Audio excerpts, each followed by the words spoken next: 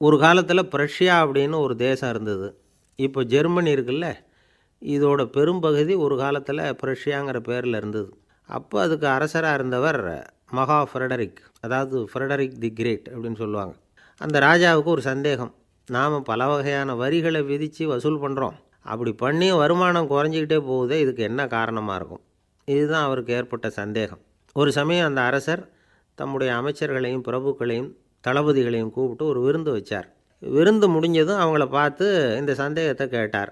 வரிகள் அதிகமாக விதித்து வருமானம் குறையறதுக்கு என்ன காரணம் அப்படின்னு கேட்டார். பல பேருக்கு இதுக்கு சரியாக பதில் சொல்ல தெரியல. அனுபவசாலியான ஒரு தளபதி எழுந்திருச்சார். அரசே, அது எப்படிங்கிறத இப்போ உங்களுக்கு காட்டுறேன்னார். உடனே ஒரு பெரிய பனிக்கட்டி ஒன்றை தன்னுடைய கையில் எடுத்தார். அதை அப்படியும் எப்படியும் திருப்பி பார்த்தார். அப்புறம் அடுத்தவர்கிட்ட கொடுத்தார். அவரும் அதை அப்படியும் இப்படியும் திருப்பி பார்த்துட்டு அடுத்தபடியாக இருந்தவர்கிட்ட கொடுத்தார். இப்படியே இதை ஒவ்வொருத்தராக பார்த்துட்டு ஒவ்வொரு கையாக மாறி கடைசியில் மன்னர் கைக்கு போய் சேர்ந்தது. மன்னர் கைக்கு அந்த பனிக்கட்டி போய் சேர்ந்தப்போ அது கொஞ்சம் கொஞ்சமாக உருகி ஒரு பட்டாணி கடலை சைஸுக்கு ஆகிட்டுது.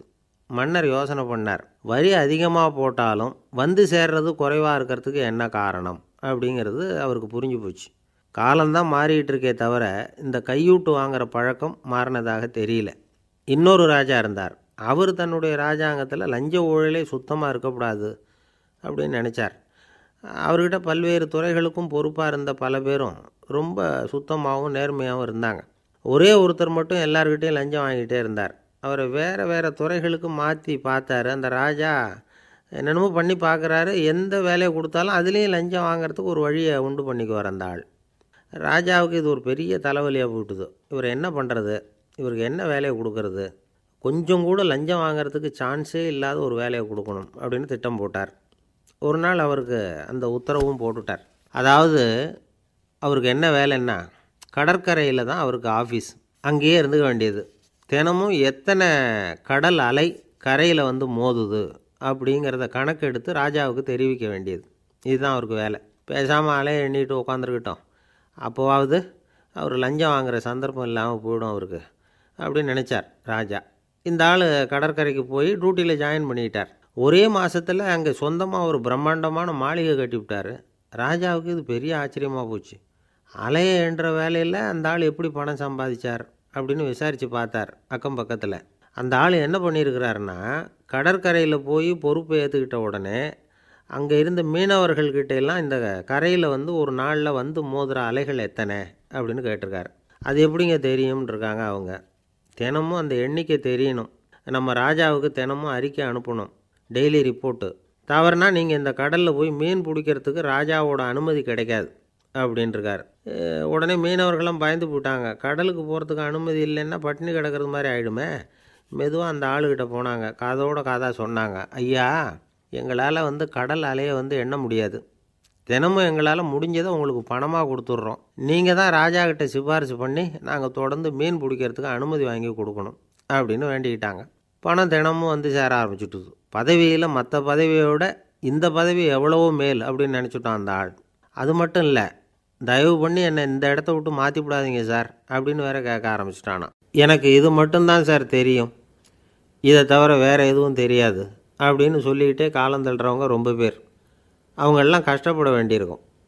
ஒருத்தர் தன்னுடைய தொழிலில் ரொம்ப கெட்டிக்காரராக இருக்கலாம். அதுக்காக எப்பவும் அதே ஞாபகத்தில் இருந்துக்கிட்டு உலகியல் அறிவு இல்லாமல் இருந்துடக்கூடாது. அது ஆபத்து. இதுக்காக நம்ம தாத்தா பாட்டிலாம் ஒரு கதை சொல்லுவாங்களே, கேள்விப்பட்டிருக்கீங்களா? ஒரு சமயம் ஒரு 4 பேர் சேர்ந்து வெளியூருக்கு பிரயாணம் போனாங்களாம். அந்த 4 பேர் எப்படி தெரியுமா? ஒருத்தர் வந்து வேதாந்தி, இன்னொருத்தர் சங்கீத வித்வான், 3வது ஆள் வைத்தியர், 4வது ஆள் ஜோசியர். இவங்க 4 பேரும் நண்பர்கள்.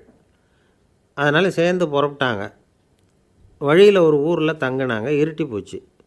அதனால் இன்றைக்கி ராத்திரி இங்கேயே தங்கி இருந்துட்டு நாளைக்கு புறப்படலாம் அப்படின்னு தீர்மானம் பண்ணாங்க. சாப்பாட்டுக்கு என்ன பண்ணுறது?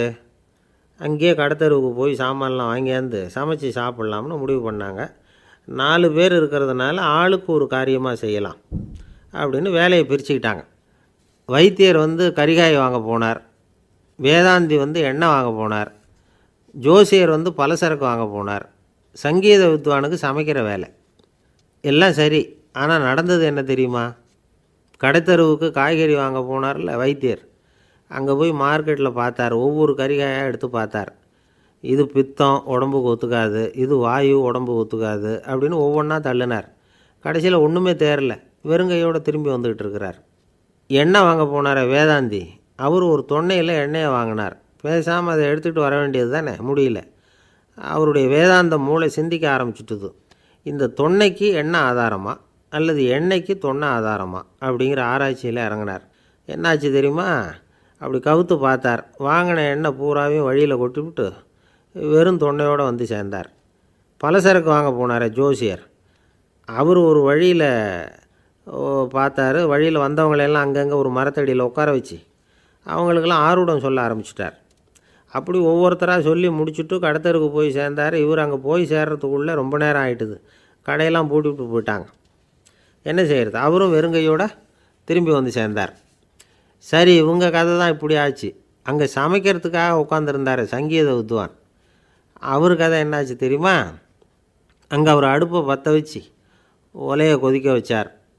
அதாவது ஒரு பானையில் தண்ணியை ஊற்றி அடுப்பில் வச்சார். அது கொதிக்க ஆரம்பிச்சிது. தண்ணி கொதிக்கிற சத்தம் இருக்குதுல்ல, அது இவருக்கு தாளம் போடுறது மாதிரி இருந்தது. ஒரே குஷி, பாட ஆரம்பிச்சிட்டார். பாடிக்கிட்டே உற்சாகமாக கையில் இருந்த கரண்டியால் அந்த பானையில் தட்டினார், தாளம் போடுறதா நினச்சிக்கிட்டு. அவ்வளவுதான், பானை பட்டுன்னு உடஞ்சி போச்சு. தலையில் கையை வச்சுக்கிட்டு அவரும் உட்காந்துட்டார். எந்த தொழில் தெரிஞ்சாலும் சரி, அதை புத்திசாலித்தனமாக பயன்படுத்த தெரியலன்னா ஆபத்து தான். அதுக்காக தான் இந்த கதை. ஒரு பஸ்ஸு டிரைவர் ரொம்ப கெட்டிக்காரர். பஸ்ஸை ரொம்ப திறமையாக ஆபத்து இல்லாமல் ஓட்டினதுக்காக பரிசுலாம் வாங்கினவர். அவரே ஒரு படகு ஓட்டுறதுக்காக அழைச்சிட்டு போயிருக்கிறாங்க, மோட்டார் படகு. அதையும் ரொம்ப திறமையாக தான் ஓட்டிகிட்டு போயிருக்கிறாரு. நடுக்கடலில் போனதும் படகு நின்று போச்சு. மோட்டாரில் ஏதோ கோளாறு. என்ன செய்யலாம் அப்படின்னு அந்த டிரைவரை கேட்டிருக்கிறாங்க படகுல இருந்தவங்கெல்லாம். அப்போ அவர் சொன்னாராம், கவலைப்படாதீங்க, ஒன்றும் பிரச்சனை இல்லை, எல்லோரும் கொஞ்சம் கீழே இறங்கி பின்னாடி தள்ளுங்க, மோட்டார் ஸ்டார்ட் ஆகிடும் அப்படின்னாராம். ஒரு ஊரில் ஒரு இளைஞன் இருந்தான். ஒரு நாள் அவன் ஒரு குருவை தேடிக்கிட்டு புறப்பட்டான். ஊரை விட்டு வெளியில் போனான். போகிற வழியில் ஒரு காடு. அந்த காட்டில் ஒரு மரத்தடியில் ஒரு பெரியவர் உட்காந்துருக்கிறார். அமைதியாக மௌனமாக அவர் அமர்ந்திருக்கிறார். இந்த பெரியவரை விசாரிக்கலாம், குருவை தேடி கண்டுபிடிக்கிறதுக்கு இவர் ஏதாவது ஒரு வழி சொல்லி கொடுப்பார் அப்படின்னு நினச்சிக்கிட்டு அவரை நெருங்கினான். ஐயா, எனக்கு ஒரு குரு தேவை, எங்கே கிடைப்பார்? அவரை எப்படி அடையாளம் கண்டுபிடிக்கிறது? அதை பற்றி ஏதாவது விவரம் சொன்னீங்கன்னா நான் கண்டுபிடிச்சிக்குவேன் அப்படின்ட்டுருக்கான். பெரியவர் நிமிர்ந்து பார்த்தார். தம்பி, அது ரொம்ப சுலபம். அவர் வயசானவராக இருப்பார், என்னை விட சுமார் 30 வயசு அதிகமாக இருக்கும். அவர் ஒரு மரத்தடியில் தான் உட்காந்துருப்பார் அப்படின்ட்டுருக்கான். சரிங்க பெரியவரே, அது என்ன மாதிரியான மரம், எப்படி இருக்கும் அப்படின்னு கேட்டிருக்கான். பெரியவர் அந்த விவரங்களையும் சொல்லியிருக்கிறாரு. அது மட்டும் இல்லை, சந்திக்கிற நாள், நேரம், வினாடி முதற்கொண்டு எல்லா விவரங்களையும் துல்லியமாக சொன்னாராம். இவ்வளவு விவரங்களை இவரால் எப்படி சொல்ல முடியுது அப்படின்னு இவனுக்கு ஆச்சரியம். இருந்தாலும் அந்த பெரியவர் கடைசியாக ஒரு விவரம் சொன்னார். அது என்ன தெரியுமா? எப்படியும் நீ அவரை சந்திக்கிறதுக்கு ஒரு 30 வருஷம் ஆகும் அப்படின்னு சொல்லிவிட்டாராம். ரொம்ப நன்றிங்க பெரியவரே அப்படின்னு சொல்லிவிட்டு அந்த இளைஞன் புறப்பட்டுருக்கான். இப்போ அவனுக்கு குரு பற்றின விவரம் எல்லாம் கிடச்சிட்டுது, சந்திக்கிற நேரமும் தெரிஞ்சுட்டுது. ஆனால் 30 வருஷம் அவரை தேடி அலைய வேண்டியிருக்குமே. அவன் தேட ஆரம்பித்தான். காடு மலை எல்லாம் சுற்றி அலைஞ்சான். பல வருஷங்கள் தேடினான், அழுத்து போயிட்டான். கடைசியில் அவனுக்கும் வயசாகிட்டுது. கடைசியில் தன்னுடைய சொந்த ஊருக்கே திரும்பி போய்கிட்டு இருந்தான். அங்கே ஒரு மரத்தடியில் அவன் தேடிக்கிட்டு இருந்த குருநாதர் கிடைச்சார்.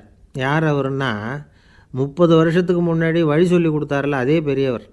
அவருக்கு இப்போ 30 வயசு அதிகமாக இருந்தது. அதே மரம். அன்னைக்கு பெரியவர் சொன்ன அடையாளம் இப்போ பொருத்தமாக இருந்தது. இப்போ அந்த பெரியவர் சொன்னார், சரியாக வந்து சேர்ந்துட்டேன், வா, உனக்காக தான் நான் இவ்வளவு காலமும் காத்துக்கிட்டு இருந்தேன் அப்படின்னாராம். என்ன சொல்கிறீங்கன்றிருக்கான். 30 வருஷத்துக்கு முன்னாடி என்கிட்ட வந்தியே, அப்போவே என் காலம் வந்து முடிஞ்சு போயிருந்தது. அப்போவே என்ன உனக்கு அடையாளம் தெரியல, அதனால் இவ்வளவு காலம் உனக்காக காத்துட்ருக்கும்படி ஆகிட்டுது அப்படின்னாராம். ஐயா, அப்போவே நீங்கள் சொல்லியிருக்கலாமே, இதுதான் 30 வருஷம் கழித்து நீ சந்திக்க போகிற இடம், நான் தான் உன்னுடைய குரு அப்படின்னு சொல்லியிருக்கலாமே அப்படின்ட்டுருக்கான். அந்த பெரியவர் சிரிச்சுக்கிட்டே இதுக்கு பதில் சொன்னாராம். நான் எவ்வளவோ விவரமாக தான் சொன்னேன், நீ சரியாக புரிஞ்சிக்கல. காரணம், அப்போது நீ போதுமான அளவுக்கு பக்குவம் பெற்றிருக்கவில்லை. அதனால் புரியும் சக்தி இல்லாமல் போயிட்டுதப்போ 30 ஆண்டு காலம் நீ அலைஞ்சி தெரிஞ்சிருக்கிற. அது காரணமாக இப்போ உனக்கு அந்த பக்குவம் வந்துட்டுது. அதனால தான் அடையாளம் காண முடிஞ்சுது, நானே உன்னுடைய குரு அப்படின்னாராம். இதிலேருந்து என்ன தெரியுதுன்னா, ஆன்மீகத்தில் மாணவனாக சேர்றதுக்கு கூட ஒரு பக்குவத்தன்மை தேவைப்படுது. ஒரு பெரிய ஞானி, அவர்கிட்ட சீடனாக இருக்க ஒருத்தன் வந்தான், எதிரில் நின்னான். ஞானி அவனை வெகு நேரம் உற்று பார்த்தார். அப்புறம் சொன்னார், சீடனாக இருக்கிறது ரொம்ப சிரமம்னார். நான் தயாராக இருக்கிறேன்னா. அது இன்னமும் சிரமமாச்சே, இங்கே குருவாக இருக்கிறது மட்டுமே சுலபம் அப்படின்னாராம். அப்படின்னா நான் குருவாகவே ஆயிடுறேன் அப்படின்னானா. இது போலவே இந்த காலத்தில் கதை ஒன்று உண்டு. ஒரு பள்ளிக்கூடத்தில் வகுப்பு ஆசிரியர் மாணவனை திட்டிக்கிட்டு இருந்தார். டேய், நீ 100க்கு 10 மார்க்கு தான் வாங்கிக்கிட்டு இருக்க. இவ்வளவு மோசமாக நீ படித்தா கடைசியில் மாடு மேய்க்கிறது கூட லாய்க்கு இல்லாதவனா ஆகிடுவேன்.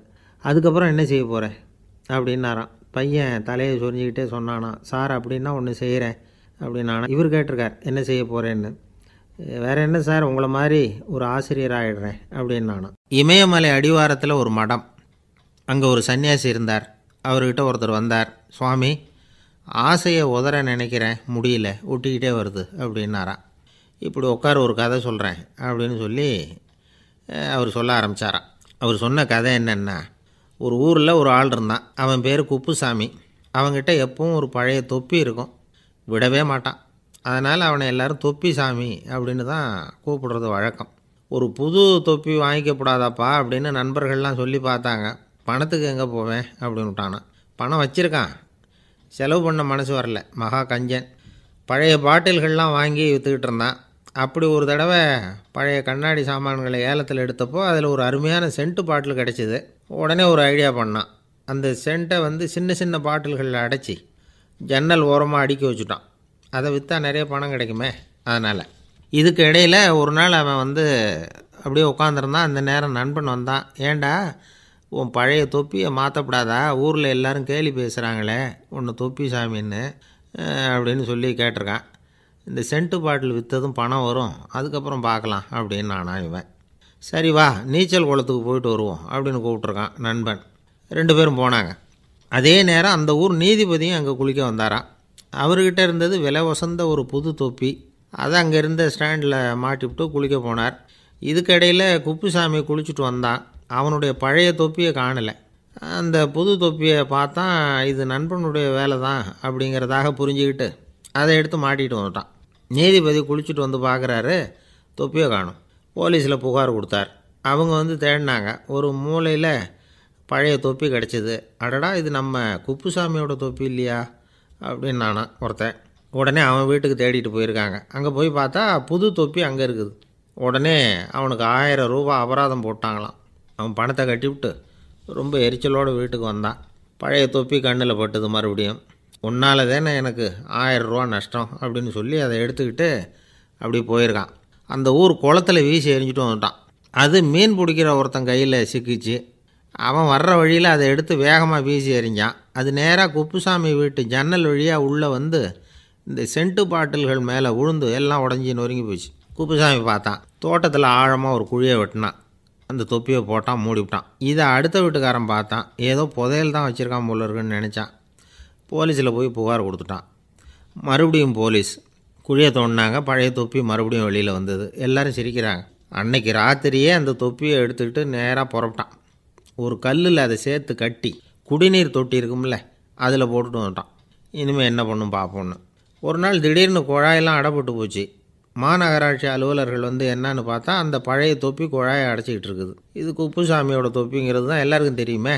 உடனே குடிநீரை பாழாக்கணத்துக்காக குப்புசாமிக்கு கோர்ட்டு 2500 ரூபா அபராதம் போட்டுவிட்டுது. அதையும் கட்டிவிட்டு வெளில வந்தான். கடைசியாக முடிவு பண்ணான். ஒரு நெருப்பு குச்சியை கிழிச்சான். தொப்பியை கொளுத்தினான். எரிஞ்சுது. எடுத்து வெளில எரிஞ்சான். கொஞ்ச நேரத்தில் தீ அணைப்பு படம் வந்துட்டுது. ஆமாம், இவன் எடுத்து எரிஞ்சது வெளியில் விழுந்து வீட்டு கூரையே பற்றிக்கிட்டு எரிய ஆரம்பிச்சுட்டுது. அவனோட பணத்தாசையும் அதோடு சேர்ந்து எரிஞ்சு போச்சான். இப்படி ஒரு கதை. இந்த கதையை சொல்லி முடித்தார் அந்த இமயமலை அடிவாரத்தில் இருந்த சன்னியாசி. இப்போ அந்த குப்புசாமி எங்கே இருக்கிறான்னு கேட்டார் எதிரில் இருந்தவர். இதோ உன் எதிரிலே இருக்கிறான், நான் தான் அந்த குப்புசாமி அப்படின்னாரான் அந்த சன்னியாசி. அந்த குப்புசாமிகிட்ட இருந்தது மாதிரி ஒரு பழைய தொப்பி நம்ம ஒவ்வொருத்தர்கிட்டையும் உண்டு. அதை எப்படி தொலைக்கிறதுன்னு தெரியாமல் தடுமாறிக்கிட்டு இருக்கிறோம். அது என்ன தொப்பிங்கிறீங்களா? அதுதான் நம்மை சூழ்ந்திருக்கிற மாயை அப்படிங்கிறார் சுவாமி சின்மயானந்தர். மெய்ஞானம் கிடைக்கிறப்போ மாயை எரிஞ்சு போகும் அப்படிங்கிறது அவருடைய கருத்து. நம்மால் ஒருத்தர் வேகமாக ஓடி வந்தார். காலில் மாட்டியிருந்த பழைய செருப்பு 2ஐயும் ஆவேசமாக தூக்கி ஒரு கிணத்துல போட்டுட்டு வெறுங்காலோடு நடந்து வந்துக்கிட்டு இருக்கிறார். ஏன் அப்படி பண்ணீங்க அப்படின்னு கேட்டோம். அந்த செருப்புக்கு சொந்தக்காரன் வந்து பின்னாடி வந்துக்கிட்டு இருக்கிறான், அதனால் அப்படி பண்ணேன் அப்படிங்கிறார் இவர். காசியில் இருக்கிற கடவுள் காசி விஸ்வநாதர், அங்கே இருக்கிற தேவி காசி விசாலாட்சி. இவங்க ரெண்டு பேரும் ஒரு நாள் பேசிக்கிட்டு இருந்தப்போ கடவுள் சொன்னார், இந்த மனிதர்களை நாம் ரொம்பவும் நம்பிக்கையோடு தான் படைச்சிருக்கிறோம், இருந்தாலும் அவங்களுக்கு தான் நம்பிக்கை இல்லை, எதுலேயும் ஒரு உண்மையான நம்பிக்கை இல்லாமல் வாழ்ந்துக்கிட்டு இருக்கிறாங்க அப்படின்னார். என்ன அப்படி சொல்கிறீங்க? அதோ பாருங்கள், எவ்வளவு பேர் காசியை தேடிட்டு வந்து கங்கையில் குளிச்சுக்கிட்டு இருக்கிறாங்க, அவங்களெலாம் நம்பிக்கை இல்லைன்னா இவ்வளவு தூரம் தேடிட்டு வந்து இங்கே குளிப்பாங்களா அப்படின்னு நாங்கள் தேவி. சரி, அதை சோதித்து பார்க்கலாம் அப்படின்னு ரெண்டு பேரும் முடிவு பண்ணிக்கிட்டாங்க. உடனே ஒரு திட்டம் போட்டாங்க. அது எப்படின்னா, நாம் ரெண்டு பேருமே பக்தர்கள் மாதிரி உருவத்தை மாற்றிக்கிட்டு கங்கை கரைக்கு போக வேண்டியது. நான் வந்து கங்கையில் இறங்கி குளிக்கிறேன், கொஞ்ச நேரத்தில் சுழலில் மாட்டிக்கிட்டது மாதிரி நடிக்கிறேன். நீ உடனே கரையிலிருந்து சத்தம் போடு, என்னோடய வீட்டுக்காரரை யாராவது காப்பாற்றுங்களேன்னு சத்தம் போடும். அதோடு இன்னொன்று சொல்லு, யாராவது ஒரு புண்ணிய ஆத்மா அவர்கிட்ட போய் அவருடைய முடியை பிடிச்சி இழுக்கணும், அப்படி ஒரு சாபம் இருக்குது எங்களுக்கு. புண்ணிய ஆத்மா, அதாவது எந்த பாவமும் செய்யாத இல்லாத ஒருத்தர் தான் அவரை காப்பாற்ற முடியும். அப்படிப்பட்டவங்க யாராவது வெள்ளத்தில் குதித்து என்னுடைய கணவரை காப்பாற்றுங்கோ அப்படின்னு நீ சத்தம் போடு, கூச்சல் போடு, என்ன நடக்குதுன்னு பார்க்கலாம் அப்படின்னார் கடவுள். சரின்னு சொல்லி ரெண்டு பேருமா சாதாரண பக்தர்கள் மாதிரி கங்கை கரைக்கு வந்து சேர்ந்தாங்க. அவர் இறங்கி குளித்தார். திட்டம் போட்டது மாதிரியே சுழலில் மாட்டிக்கிட்டது மாதிரி கத்துனார்.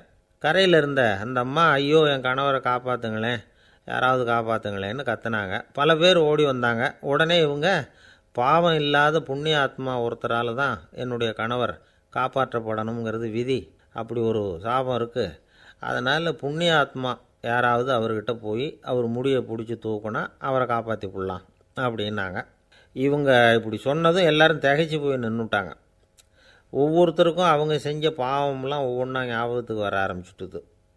சரி, இதுக்கு நாம் லாயக்கு இல்லை அப்படின்னு சொல்லி ஒதுங்கி போக ஆரம்பிச்சிட்டாங்க எல்லாம். இந்த சமயத்தில் யாரோ ஒருத்தர் வேகமாக ஓடி வந்தார், ஆற்றுல குதித்தார், அவர்கிட்ட போனார், முடியை பிடிச்சார், தூக்குனார், அவரை காப்பாற்றி கரைக்கு கொண்டுட்டு வந்துட்டார். அப்படி காப்பாற்றின அந்த ஆளை இவங்க ரெண்டு பேரும் தனியாக கூப்பிட்டுக்கிட்டு ஒரு மண்டபத்துக்கு வந்துட்டாங்க. வந்து விசாரிக்கிறாங்க. நீ யாரப்பா அப்படின்னு கேட்குறாங்க.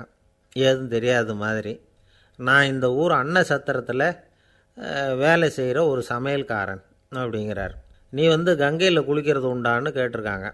நான் இந்த ஊர்லேயே தான் இருக்கிறேன், இருந்தாலும் தினமும் கங்கையில் குளிக்கிறதில்ல, எப்போவாவது ஒரு நாள் அங்கே குளிப்பேன் அப்படின்னார். கங்கையில் மூழ்கி எழுந்திரிச்சா பாவம்லாம் தொலையும்னு சொல்கிறாங்க.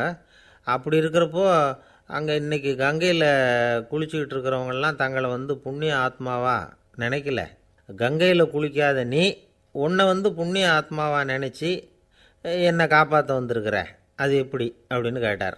அதுக்கு அந்த ஆள் சொல்கிறான், கங்கையில் குதித்ததுக்கு அப்புறம் தானே உங்களை காப்பாற்ற போகிறோம், அப்படி குதிக்கும் பொழுது என்னுடைய பாவம்லாம் போயிருக்கும்ல, நான் புண்ணிய ஆத்மாவாக ஆயிருப்பேனே, அதனால தான் துணிஞ்சு வந்து உங்களை காப்பாற்றினேன் அப்படின்னா.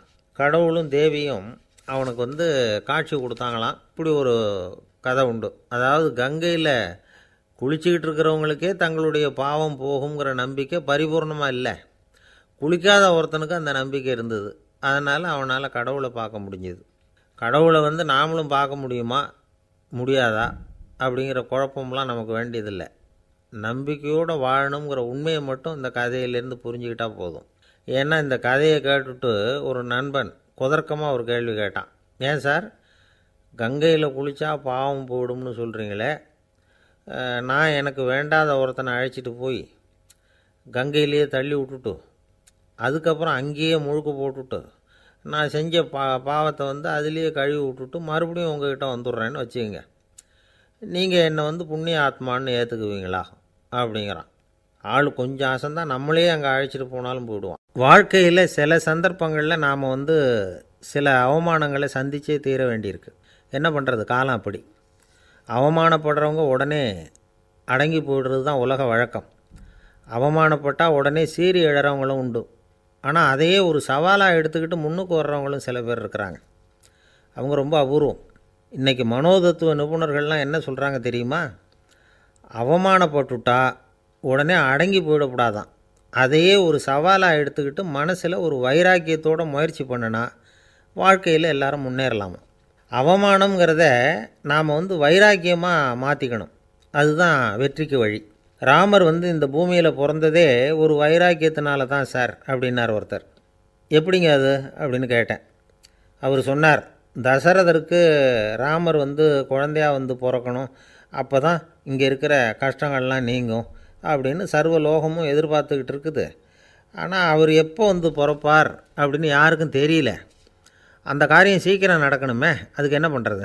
நாரதர் வந்தார் ஒரு நாள் தசரதரை தேடி.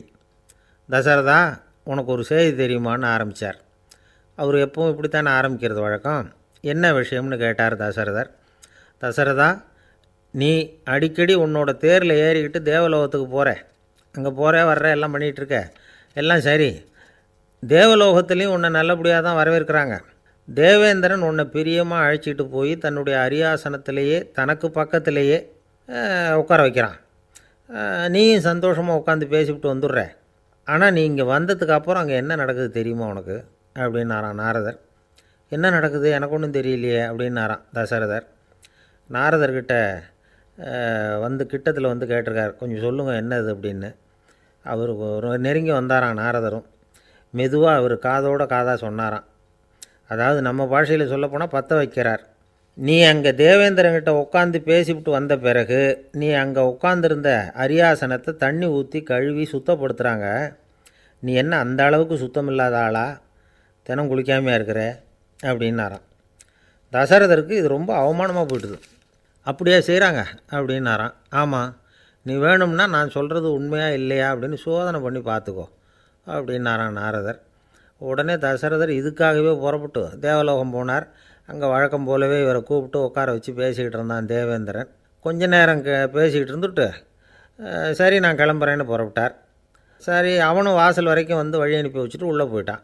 தசரதர் வெளியில் கொஞ்சம் நேரம் மறைஞ்சி இருந்துட்டு மெதுவாக உள்ளே எட்டி பார்த்தார் என்ன நடக்குதுன்னு. நாரதர் சொன்னது உண்மை தான். தசரதர் உட்காந்துருந்த ஆசனத்தை அங்கே 2 தேவர்கள் கழுவி சுத்தப்படுத்திக்கிட்டு இருக்கிறாங்க. தசரதரால் இதை தாங்கிக்க முடியல. அவருக்கு ரொம்ப அவமானமாக போச்சு. நேராக கிடுகிடுன்னு தேவேந்திரங்கிட்டே போனார். நான் உட்காந்துருந்த இருக்கையே சுத்தம் பண்ணுறியே, நான் என்ன அந்த அளவுக்கு பாவியா அப்படின்னு கேட்டார். ரொம்ப கோபமாக கேட்டார். தசரதரே, மனுஷனுக்கு 3 கடன்கள் உண்டு. தேவ கடன், ரிஷி கடன், பித்ரு கடன். இதை தீர்க்காதவன் பாவியாகிறான். இதில் மகனை பெறுவதால் தான் பித்ரு கடன் தீரும். உனக்கு மகன் கிடையாது, அதனால் நீ பாவியாகிற. பாவி உட்காந்துருந்த இடம்ங்கிறதுனால அதை சுத்தம் செய்ய வேண்டியது எங்கள் கடமை அப்படின்னு நானான் தேவேந்திரன். இந்த இடத்துல தசரதருக்கு ஏற்பட்ட அவமானம் ஒரு வைராக்கியமாக மாறிச்சு. தேவேந்திரனே கேட்டுக்கோ, ஒரு மகனை பெற்ற பிறகு தான் இந்த சபையில் மறுபடியும் அடி எடுத்து வைப்பேன் அப்படின்னு சொல்லிவிட்டு போயிட்டாரான். போய் புத்திர காமேஷ்டி யாகம் பண்ணார். புத்திரர்கள் பிறந்தார்கள். இந்த கதையில் உள்ள கருத்து என்னென்னா, தேவேந்திரன் தசரதரை அப்படி அவமானப்படுத்தலைன்னா அவருக்கு இப்படி ஒரு வைராக்கியம் பிறந்திருக்குமா? யோசித்து பார்க்கணும். நமக்கு ஏற்படுகிற சில அவமானங்களையும் வைராக்கியமாக மாற்றிக்குவோம். அப்படி மாற்றிக்கிட்டோம்னா வாழ்க்கையில் முன்னேறலாம். நம்ம ஆளுங்க சில பேர் அவமானத்தை வைராக்கியமாக மாற்றிக்கிறது எப்படி தெரியுமா? நம்மக்கிட்ட ஒரு பையன் சொன்னான், எங்கள் அப்பா என்னை எல்லாருக்கும் முன்னாடி வச்சு திட்டிவிட்டார், பொறுப்பு இல்லாமல் ஊர் சுற்றுறேன்னு சொல்லி அவமானப்படுத்தி விட்டார். இனிமேல் நீ என் முகத்திலேயே முழிக்காதரா போடான்னு வேறு சொல்லிவிட்டார். எனக்கு ரோஷம் வந்துட்டுது. அந்த அவமானத்தை வைராக்கியமாக மாற்றிக்கிட்டேன். அன்னையிலேருந்து அவர் முகத்திலேயே முழிக்கிறது இல்லை அப்படின்னா. அப்படியான்னு கேட்டோம். ஆமாங்க, அவர் வீட்டில் இல்லாத நேரமாக பார்த்து உள்ளே சமையல் கட்டுக்கு போய் சாப்பிட்டுட்டு நைஸாக வெளியில் வந்துடுவேன் அப்படிங்கிறான் அவன். ஜவஹர்லால் நேரு பிரதமராக இருந்த சமயம் அவர் ஒரு தடவை சென்னைக்கு வந்திருக்கிறார். இங்கே சில முக்கிய நிகழ்ச்சிகளில் கலந்துக்கிறதுக்காக வந்திருந்தார். ஆளுநர் மாளிகையில் ஒரு நாள் ராத்திரி தங்கி மறுநாள் புதுடெல்லி புறப்படுறதாக ஏற்பாடு. நிகழ்ச்சியிலெல்லாம் முடிச்சுக்கிட்டு ஆளுநர் மாளிகையில் தங்கியிருக்கிறார். அன்றைக்கு இரவு படிக்கிறதுக்கு ஒரு முக்கியமான புத்தகம் அவருக்கு தேவைப்பட்டது. அந்த சமயத்தில் உலக அளவில் ஒரு முக்கியமான பொருளாதாரம் சம்பந்தமான ஒரு புத்தகம் வெளியாகி இருக்கிற விஷயம் அவருக்கு தெரியும். அந்த புத்தகம் மெட்ராஸுக்கு வந்திருக்குமா, அது இங்கே கிடைக்குமா அப்படின்னு விசாரிச்சிருக்கிறார் நேருஜி. அவர் இப்படி கேட்ட உடனே அங்கே இருந்தவங்கெல்லாம் ரொம்ப பரபரப்பாக செயல்பட ஆரம்பிச்சிட்டாங்க. முக்கியமான இடங்கள்ல எல்லாம் விசாரிச்சிருக்கிறாங்க அந்த புத்தகம் உங்ககிட்ட இருக்கான்னு. சென்னையில் உள்ள கன்னிமாரா நூல் நிலையத்துக்கு எப்படியும் அந்த புத்தகம் வந்திருக்கணும் அப்படின்னு ஒரு நம்பிக்கை. அங்கே விசாரித்தாங்க. அந்த புத்தகம் 2 நாளைக்கு முன்னாடி தான் அங்கே வந்திருக்குது அப்படிங்கிற விஷயம் தெரிஞ்சுது. உடனே எல்லோரும் அங்கே ஓடினாங்க. அவங்களுக்கு இன்னொரு சந்தேகம், புத்தகம் வந்திருக்கு சரி, அது இந்த சமயத்தில் வேறு யாரும் படிக்கிறதுக்கு எடுத்துகிட்டு போயிருக்கக்கூடாதே அப்படிங்கிற சந்தேகம் இருந்தாலும் மனசுக்குள்ளே ஒரு தைரியம். இப்படி ஒரு புத்தகம் வெளிவந்திருக்கிற விஷயமே நேருஜி சொல்லி தான் நமக்கே தெரியும். அதுவும் இல்லாமல் உலக பொருளாதாரம் சம்பந்தமான ஏதோ ஒரு புத்தகம் அது. அதை போய் இந்த நேரத்தில் அவ்வளவு ஆர்வமாக யார் எடுத்துகிட்டு போயிட போகிறாங்க அப்படிங்கிற தைரியம். இந்த தைரியத்தோடு அந்த நூல் நிலையத்துக்கு ஓடினாங்க. புத்தகத்தை தேடினா அது கிடைக்கல. யாரோ எடுத்துகிட்டு போயிருக்கிறாங்க. நேருவுக்கு மட்டுமே தெரிஞ்சிருந்த அந்த புத்தகம் பற்றின விஷயம் சென்னையில் வேற ஒருத்தருக்கும் தெரிஞ்சிருக்குது. உடனே எல்லோரும் பரபரப்பாக அந்த அதுக்குன்னு இருக்கிற ரிஜிஸ்டர் இருக்குல்ல, பதிவேடு, அதை புரட்டி பார்க்குறாங்க யார் எடுத்துகிட்டு போகிறாங்கன்னு தெரிஞ்சுக்கிறதுக்காக. எடுத்துகிட்டு போனவங்க அதில் கையெழுத்து போட்டிருப்பாங்கல்ல, அதை பார்த்து யாருன்னு தெரிஞ்சுக்கலாம் அப்படிங்கிறதுக்காக தான் அதை புரட்டுறாங்க. அதோ அந்த புத்தகத்தோட பேர் பக்கத்தில் அதை எடுத்துக்கிட்டு போனவங்க கையெழுத்து உத்து பார்க்குறாங்க எல்லாரும். அதில் போட்டிருக்குது பேர் CN அண்ணாதுரை அப்படின்னு எழுதியிருந்தது. அவர் தான் பேரறிஞர் அண்ணா. நேரு படிக்க விரும்பின ஒரு புத்தகத்தை அதே நேரம் படிக்க விரும்பின இன்னொரு தலைவர் இவர். படிக்கிறதுல அவருக்கு இருந்த ஆர்வத்தை நாம் தெரிஞ்சுக்கணும்னா அதுக்கு எவ்வளவோ சம்பவங்கள் இருக்குது. கடைசி காலத்தில் அவர் அடையாறு மருத்துவமனையில் படுத்திருக்கிறார். அவருக்கு ஒரு முக்கியமான அறுவை சிகிச்சை செய்ய வேண்டியிருக்குது அவசரமாக. அமெரிக்காவிலேருந்து டாக்டர் மில்லர் வந்திருக்கிறார். அவர்கிட்ட கேட்குறார், டாக்டர் நாளைக்கே அறுவை சிகிச்சை செய்ய போகிறீங்களா அப்படின்னு. ஆமாங்கிறார் டாக்டர் மில்லர். நாளைக்கு மறுநாள் செஞ்சுக்கிறேனே அப்படின்னாரான் அண்ணா. ஏன் ஏதாவது நாள் பார்க்குறீங்களான்னு கேட்டிருக்கார். இல்லை, ஒரு புத்தகத்தை படிச்சுக்கிட்டு இருக்கிறேன், அதை நாளைக்குள்ளே முடிச்சிருவேன், அதுக்கப்புறம் நான் இறந்தாலும் கவலை இல்லை அப்படின்னாரான் இவர். அவர் தான் அறிஞர் அண்ணா. சங்ககால நூல்கள்லேருந்து சமீபத்தில் வந்த நூல்கள் வரைக்கும் எல்லாம் அவர் படிச்சிருக்கிறார். ஒரு திருமண விழாவில் அவர் பேசும்பொழுது சொன்ன விஷயம் இது. சங்க காலத்தில் காதலியை மணக்க விரும்புகிறவனுக்கு அவனுடைய தந்தை வீர சோதனைகள்லாம் வைப்பார். போய் புலிப்பல் கொண்டுக்கிட்டு வா, அப்போ தான் என் பொண்ணை கொடுப்பேன் அப்படின்னு சொல்லுவார். காதலன் உடனே காட்டுக்கு போவான், ஒரு புலியை கொன்று அதனுடைய பல்லை கொண்டுக்கிட்டு வருவான். அதை வீர பதக்கத்தில் பதிச்சு அவனுக்கு மாமனார் சூட்டுவார் கல்யாண சமயத்தில். இப்போலாம் காதலன் கிட்ட அப்படி சொல்ல முடியாது. இப்போலாம் காதலன்கிட்ட காட்டுக்கு போய் புலிப்பல் கொண்டுக்கிட்டு வான்னு யாராவது சொன்னால் புலி தான் மாப்பிள்ளையாக வந்து சேரும் அப்படின்னார். ஒரு கடைக்கு போனேன், 5 ரூபா பணத்தை எடுத்து கொடுத்தேன். ஒரு தினசரி பத்திரிகையை கேட்டேன். அவர் உடனே அங்கே அடுக்கி வச்சுருந்த பத்திரிகையில் ஒன்று எடுத்து என் கையில் கொடுத்தார். வாங்கிக்கிட்டேன். மீதி பணத்தை எடுத்தார். அதையும் என் கையில் கொடுக்கணும்ல, கொடுக்கல. எதிரில் இருந்த பலகையில் வச்சு எடுத்துக்க சொன்னார். எப்பவும் அவர் அப்படி தான் பண்ணுவார். நானும் எடுத்துக்கிட்டு வந்துடுவேன். இவர் ஏன் இப்படி பண்ணுறாருங்கிறது எனக்கு ரொம்ப நாளாக ஒரு சந்தேகம். ஒரு நாள் அவர்கிட்டயே இதை கேட்டுவிட்டேன். ஏங்க, நீங்கள் உங்கள் கடைக்கு வந்து பொருள்கள் வாங்குறவங்களுக்கு நீங்கள் பாக்கி சில்லறையை கொடுக்குறப்போ பலகையில் வச்சு விட்றீங்க, கையில் கொடுக்க மாட்டேங்கிறீங்களே, ஏன் அப்படின்னு கேட்டேன். காசை கையில் கொடுத்தா நம்மக்கிட்ட இருக்கிற லட்சுமி போயிடுவா சார் அப்படின்னார். அதாவது பணம் செலவாயிடும் அப்படின்னு அர்த்தமா. இன்னொரு நண்பர், அவர் ஒரு நாள் வழக்கத்துக்கு மாறாக ரொம்ப சோகமாக உட்காந்துருக்கிறார். ஏங்க என்னாச்சு, ஏன் இப்படி கப்பலே கவிழ்ந்தது மாதிரி உட்காந்துருக்குறீங்க அப்படின்னு கேட்டேன். கப்பலே கவிழ்ந்திருந்தா கூட நான் இப்படி கவலைப்பட மாட்டேன் சார், வேறு ஒன்று நடந்து போச்சுன்னார். என்னன்னு கேட்டேன். என் உச்சந்தலையில் பல்லி ஒன்று விழுந்துட்டுதுன்னார். அதுக்காகவா இப்படி அப்படின்னு ஆச்சரியப்பட்டேன். ஆமாங்க, பல்லி உச்சந்தலையில் விழுந்தால் பலன் என்னன்னு பஞ்சாங்கத்தில் பார்த்தேன், மரணம்னு போட்டிருக்கு அப்படின்னு சொல்லிவிட்டு அவர் தொடர்ந்து கவலைப்பட ஆரம்பிச்சிட்டார்.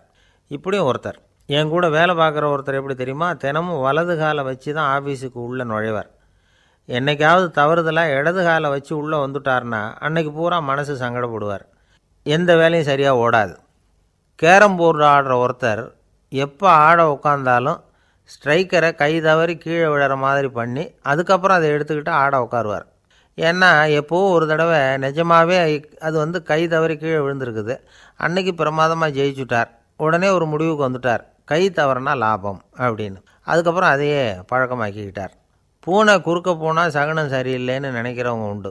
ஆனால் ஒருத்தர் எப்படி தெரியுமா, அவர் வெளியில் கிளம்புற சமயம் பக்கத்து வீட்டு ரேடியோவில் மியாவ் மியாவ் பூனைக்குட்டின்னு பாட்டு சத்தம் கேட்டால் கூட போதும், சகனம் சரியில்லைன்னு பிரயாணத்தை கேன்சல் பண்ணிவிடுவார்.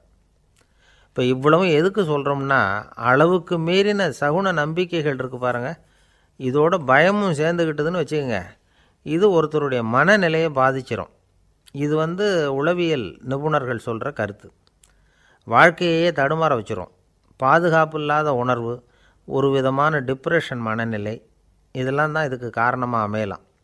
சில பேர் காய்கறி நறுக்க கத்தியை கையில் எடுத்தால் கூட நேரம் சரியாக இருக்கா அப்படின்னு பார்த்துட்டு தான் வேலையை ஆரம்பிக்கிறது வழக்கம். அறிவு தான் மனசுக்கு வாத்தியாராக இருக்கணும், அப்போ தான் வாழ்க்கை நிம்மதியாக இருக்கும். அறிவு மனசு சொல்கிறபடியெல்லாம் கேட்க ஆரம்பிச்சுட்டுதுன்னா இடைஞ்சல் தான். ஒருத்தருக்கு 7ஆம் நம்பர் தான் ராசியான நம்பரான், 7ஆம் தேதி தான் எந்த காரியத்தையும் ஆரம்பிப்பாராம். 7 எழுத்து வர்றது மாதிரி பேரை மாற்றி வச்சுக்கிட்டார். 7 மணிக்கு தான் தினமும் எழுந்திருப்பார். 7ஆம் நம்பர் வீட்டில் தான் குடியிருக்கார். கல்யாணம் கூட 7ஆம் தேதி தான் பண்ணிக்கிட்டார். அவர் ஒரு நாள் குதிரை பந்தயத்துக்கு போனாராம். குதிரையோட பேரையெல்லாம் பார்த்தார். ஒரு குதிரையோட பேர் 7 எழுத்தில் அமைஞ்சிருந்தது. 7 தானே இவருக்கு அதிர்ஷ்ட நம்பர், அதனால் உடனே அது பேரில் பணத்தை கட்டினார். பந்தயம் நடந்தது. என்ன சார் ஆச்சுன்னு கேட்டாங்க. நான் பணம் கட்டின அந்த என்னோடய குதிரை 7ஆவதாக சேர்ந்தது சார் அப்படின்னாராம் சோகமாக. ஒரு விவசாயி விதைக்கிறதுக்காக வயல்வெளி பக்கம் போகிறார். விதைகளை அள்ளி வீசினார். அப்போ என்ன ஆச்சுன்னா, சில விதைகள் பாதை ஓரத்தில் விழுந்தது, சில விதைகள் முள் செடிகள் மண்டி இருந்த புதருக்கு இடையில் விழுந்தது, சில விதைகள் நல்ல நிலத்தில் விழுந்தது. பாதை ஓரத்தில் விழுந்த விதை என்ன ஆச்சுன்னா, அதெல்லாம் பறவைகள் கண்ணில் போட்டுவிட்டுது. உடனே உட்காந்து கொத்தி தின்னுட்டு போட்டுது. அதிகமாக மண் இல்லாத பாறை பகுதியில் விழுந்த விதையெல்லாம் லேசாக வேர் விட்டு முளைக்க ஆரம்பிச்சிது. அதுக்கப்புறம் வேர் கீழேயும் ஆழமாக போக முடியல, மேலேயும் சூரிய வெப்பம் அதிகம் தாங்க முடியல, எல்லாம் காஞ்சி கருகி போட்டுது. புதர் பகுதியில் சில விதைகள் விழுந்தது இல்லையா, முள் செடிகள் காடாக மண்டி போயிருந்தது. அதனால் முளைச்சி வர்ற செடிக்கு நெருக்கடி அதிகமாக போட்டுது, சரியாக வளர முடியல, விளைச்சலும் சரியாக இல்லை. நல்ல நிலத்தில் விழுந்த விதைகள் மட்டும் நல்லா முளைச்சிது, நல்லா வளர்ந்தது, விளைச்சலும் பிரமாதமாக இருந்தது. இந்த கதையை சொல்லிவிட்டு கேட்க செவியுள்ளோர் கேட்கட்டும் அப்படிங்கிறார் இயேசு பெருமான். ஆமாம், இயேசு கடலில் நின்ற படகு ஒன்றில் உட்காந்துருக்கிறார். கடற்கரையில் ஏராளமான மக்கள் உட்காந்துருக்கிறாங்க. அந்த சமயத்தில் தான் இயேசு ஓமைகள் மூலமாக மக்களுக்கு பல உண்மைகளை சொல்லிகிட்டு இருக்கிறார். மக்கள் அந்த கதையை கேட்டுட்டு ஒன்றும் புரியாமல் முழிக்கிறாங்க. அதை கவனித்த இயேசு அந்த ஓமையை விளக்க ஆரம்பித்தார். இதில் அந்த விதைக்கிறவர் தான் இறைவன். அவருடைய வார்த்தைகளை விதைக்கிறார். அந்த வார்த்தைகளை கேட்கிற மக்கள் அந்த விழுந்த விதைகள் மாதிரி 4 வகையானவர்கள். சில பேர் பாதை ஓரத்தில் விழுந்த விதைகள் மாதிரி, இறைவன் வார்த்தைகளை அவங்க கேட்குறாங்க, ஆனால் தீய எண்ணங்கள் செய்கைகள் மூலமாக விதைக்கப்பட்ட வார்த்தைகள் அழிஞ்சு போடுது. இறைவன் வார்த்தைகளை கேட்ட உடனே மகிழ்ந்து போய் உடனே சில பேர் அதை ஏற்றுக்கிறாங்க. இவங்கெல்லாம் அந்த பாறை பகுதியில் விழுந்த விதைகள் மாதிரி. அதனால் இவங்கெல்லாம் வேறு இல்லாதவங்க, கொஞ்ச காலத்துக்கு இறை வார்த்தைகளுக்கு கீழ்ப்படிந்து நடப்பாங்க. அதனால் ஏதாவது இடைஞ்சல் ஏற்பட்டால் உடனே தடுமாறுவாங்க. தங்கள்கிட்ட இருக்கிற நல்ல பண்புகளை விட்டுட்டு பாவ வழிகளுக்கு போயிடுவாங்க.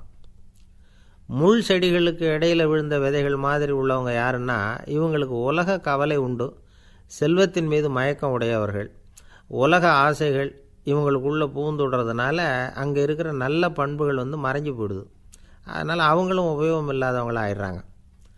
நல்ல மனிதர்கள் நல்ல நிலத்தில் விழுந்த விதைகளுக்கு ஒப்பானவர்கள். இவங்க இறை வார்த்தையை கேட்குறாங்க, அதை ஏற்றுக்கிறாங்க, அவங்களும் நல்லபடியாக வாழுறாங்க, அடுத்தவங்களுக்கும் உபயோகமாக இருப்பாங்க. இதுதான் இயேசு சொன்ன விளக்கம். நல்ல வார்த்தைகளை கேளுங்கள், நல்ல வார்த்தைகளை ஏற்றுக்கொள்ளுங்கள், அடுத்தவங்களுக்கு உபயோகமாக இருங்க. இதுதான் பெரியவங்கள்லாம் நமக்கு சொல்லுகிற உபதேசம்.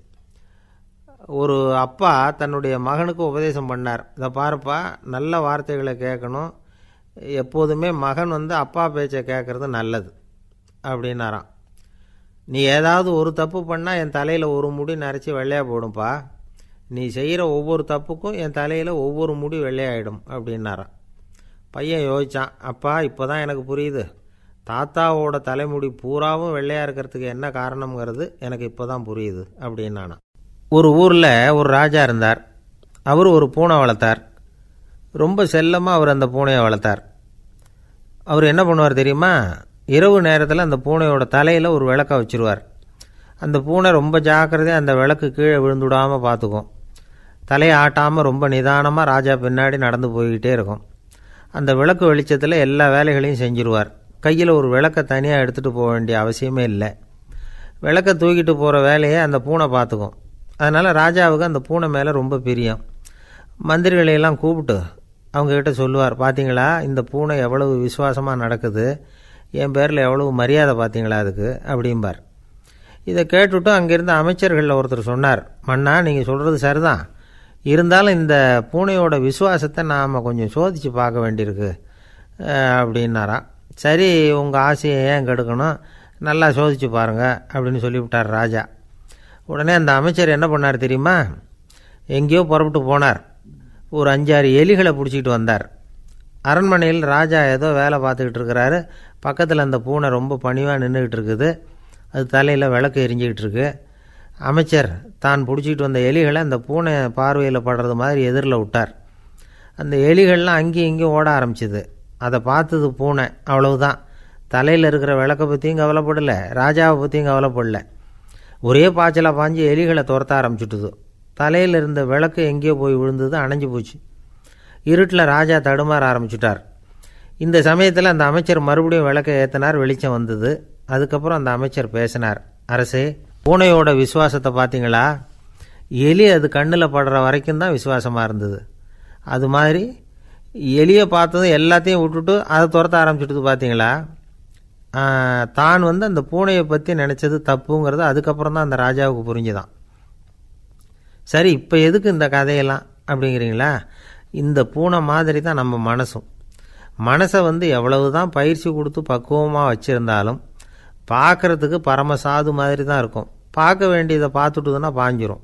இந்த பூனை மாதிரி புலன் இன்ப பொருள்கள் கிட்டாத வரைக்கும் மனம் அடங்கி இருக்கிறது மாதிரி தான் தெரியும். கொஞ்சம் வாய்ப்பு கிடைச்சாலும் அது குதிக்க ஆரம்பிச்சிரும், தப்பு பண்ண ஆரம்பிச்சிரும். பெரிய பெரிய முனிவர்கள் வாழ்க்கையில் நடந்த வீழ்ச்சி இதை தான் நிரூபிக்குது. புலன்களின் ஆற்றல் அதிகம். அதனால் மனக்கட்டுப்பாடு பயிற்சிகளில் ரொம்ப எச்சரிக்கையாக இருக்கணுங்கிறார் சுவாமி சிவானந்தர். மது பழக்கத்தையே விட்டுவிட்டேன்னு உறுதியாக இருப்பான். கடை கண்ணில் பட்டுவிட்டுதுன்னா கால் அவனை கேட்காமலே இழுத்துக்கிட்டு உள்ளே போயிடும். இதுதான் மனசுங்கிறது. அதுதான் அந்த ராஜா வளர்த்த பூனை. நம்மால் ஒருத்தன் அந்த ராஜா பூனை தலையில் விளக்க வச்சது மாதிரி இவன் தன்னுடைய தலையிலேயே ஒரு விளக்கை ஏற்றி வச்சுக்கிட்டு என்னத்தையோ தேட ஆரம்பித்தான். தேடிக்கிட்டு இருக்கிறான். தலையை ஆட்டாமல் நிதானமாக நடந்து ரொம்ப நேரமாக தேடிகிட்டு இருக்கிறான். அந்த சமயம் அங்கே வந்த ஒருத்தர், என்னத்தை தேடுறீங்கன்னு கேட்டார். அதுதான் மறந்து போச்சு அப்படின்னு இழுத்தான். சரி, கொஞ்சம் இப்படி உட்காருங்க, ஞாபகம் வந்ததும் தேட ஆரம்பிக்கலாம் அப்படின்னார் அவர். இவன் கொஞ்ச நேரம் உட்காந்து யோசித்தான். அப்புறம் திடீர்னு எழுந்திரிச்சான். ஞாபகம் வந்துட்டுதுன்னா. என்னன்னு கேட்டார். எங்கள் வீட்டில் இருந்த விளக்கை எங்கே வச்சேன்னு தெரியல, அதை தான் தேடிக்கிட்டு இருக்கிறேன், ஏற்றி வைக்கலாம்னு பார்க்குறேன் அப்படின்னா. ஒரு ராஜா இருந்தார். நாடு பூராவும் நிறைய மரங்களை நட்டு வளர்க்கணுங்கிறது அவரோட ஆசை. தானே அதுக்கு முன்மாதிரியாக இருக்கணும்னு நினச்சார். அரண்மனையை சுற்றி மரங்களை நட்டு வளர்த்தார். இதை பார்த்துட்டு ஜனங்களும் அவங்கவுங்க வீட்டை சுற்றி மரக்கன்றுகளை நட்டு வளர்த்தாங்க. கொஞ்ச காலத்தில் ஊர் பூரா பசுமையாக மாறிச்சு. எல்லாருக்கும் சந்தோஷமாக இருந்தது. இது ஒரு பக்கம் இருக்கட்டும். இப்போ நான் சொல்ல போகிற கதை வேறு. அதாவது அந்த ராஜா ஒரு நாள் தன்னுடைய அரண்மனையை சுற்றி இருக்கிற விதவிதமான மரங்களை எல்லாம் போய் பார்த்தார். எப்படி இருக்கிறீங்க அப்படின்னு ஒவ்வொரு மரத்துக்கிட்டையும் விசாரித்தாராம். எந்த மரமும் சந்தோஷமாக இருக்கிறதா தெரியல. அதுக்கும் மனசில் ஒரு குறை. முதல்ல ஆலமரத்துக்கிட்ட போனார். அது சொல்லிச்சு, மண்ணா, நான் நல்லா பெருசாக வளர்ந்துருக்கிறேன், அடர்த்தியாக இருக்கிறேன், கிளையெல்லாம் 4 பக்கமும் நல்லா படர்ந்து தான் இருக்குது, இருந்தாலும் எந்த பிரயோஜனமும் இருக்கிறதா தெரியல எனக்கு. என்னுடைய பழம்லாம் ரொம்ப சின்னதாக இருக்குது, என் கண்ணுக்கு சரியாக புறப்பட மாட்டேங்குது. நான் இருக்கிற சைஸுக்கு என்னுடைய கிளையில் இருக்கிற பழம்லாம் எவ்வளோ பெருசாக இருக்கணும், அது இத்தினூண்டு இருக்கிறது எனக்கு பெரிய அவமானமாக இருக்குது. இப்படி இங்கே நின்றுக்கிட்டு இருக்கிறதே ரொம்ப கூச்சமாக இருக்குது. ஒரு நல்ல புயல் வந்ததுன்னா பேசாமல் சாஞ்சு விடலாமான்னு பார்க்குறேன் அப்படின்னு புலம்புது ஆலமரம். சரி இருக்கட்டும்னு நினச்சிக்கிட்டு ராஜா அடுத்தபடியாக ஒரு அத்தி மரத்துக்கிட்ட போனார். அதுவும் புலம்ப ஆரம்பிச்சுட்டுது. நான் கூட பெரிய மரம்தான், இல்லை இலையெல்லாம் அழகாக தான் இருக்குது, பழம் அழகாக இருக்குது, இருந்தாலும் உள்ள விஷயம் இல்லையே, அத்தி பழத்தை புட்டு பார்த்தா அத்தனையும் சொத்தை அப்படின்னு பழமொழியே உண்டாயிட்டுதே, இப்படி ஒரு கெட்ட பேரோடு நான் இருக்கணுமா அப்படின்னு புலம்புது அது. சரி இது இருக்கட்டும் அப்படின்னு சொல்லி அடுத்தபடியாக வேப்ப மரத்துக்கிட்ட போனார். அது தன்னுடைய வேதனையை வெளியிட்டது. எனக்கு எவ்வளவோ மருத்துவ குணங்கள்லாம் இருக்கிறதா சொல்லிக்கிறாங்க, இருந்தாலும் என்ன பிரயோஜனம், என்னுடைய பழத்தை மனிதர்கள் யாரும் விரும்பி சாப்பிட்றது இல்லையே அப்படின்னுது. ராஜா அடுத்தாப்புல இருந்த ஒரு பனை மரத்துக்கிட்ட போனார். நான் நல்லா உயரமாக தான் வளர்ந்துருக்கிறேன், மற்ற மரங்கள்லாம் என்னை வந்து அண்ணாந்து தான் பார்க்கணும், இருந்தாலும் என்கிட்ட நிழலுக்காக யாரும் வந்து ஒதுங்கிறது இல்லையே அப்படின்னுது. என்ன இது எல்லா மரமும் இப்படி திருப்தி இல்லாமல் இருந்துக்கிட்டு இருக்குதே அப்படின்னு நினச்சிக்கிட்டே ராஜா அடுத்தபடியாக அங்கே இருந்த ஒரு பைன் மரத்துக்கிட்ட போனார். அழகாக உயரமாக பசுமையாக தான் இருந்தது, ஆனால் பழமோ பூவோ கிடையாது.